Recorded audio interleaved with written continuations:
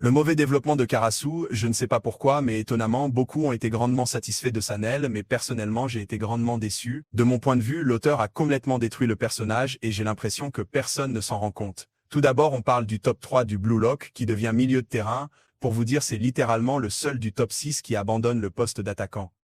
Et faut comprendre que son ego à la base était déjà pas vraiment fou, vu que comme Kaiser avant son éveil, il ne faisait que s'attaquer aux plus faibles, limitant donc sa propre évolution. L'auteur aurait très bien pu exploiter ce problème en ouvrant la porte à un développement similaire à celui de Kaiser, et à la place son ego est devenu le même qu'un Anase ou un Kiora, autrement dit il veut simplement survivre, et pourtant ça dérange personne.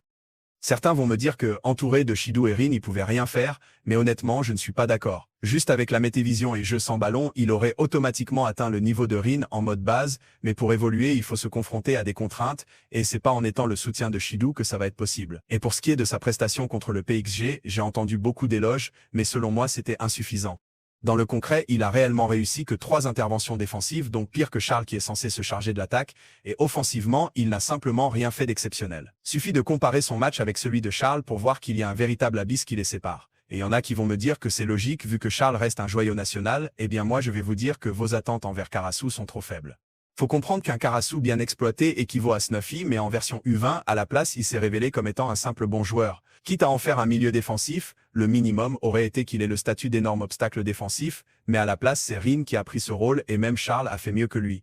Et tant qu'on y est, pour ce qui est du comparatif entre Reo et Karasu au poste de milieu défensif, je vais être direct. Reo l'atomise, déjà que j'ai du mal à trouver un domaine où Karasu le dépasse de manière factuelle, mais pour faire simple, défensivement, leur niveau est équivalent, et encore, si Reo passe en mode haïku, il devient meilleur, et offensivement, la réponse me semble évidente.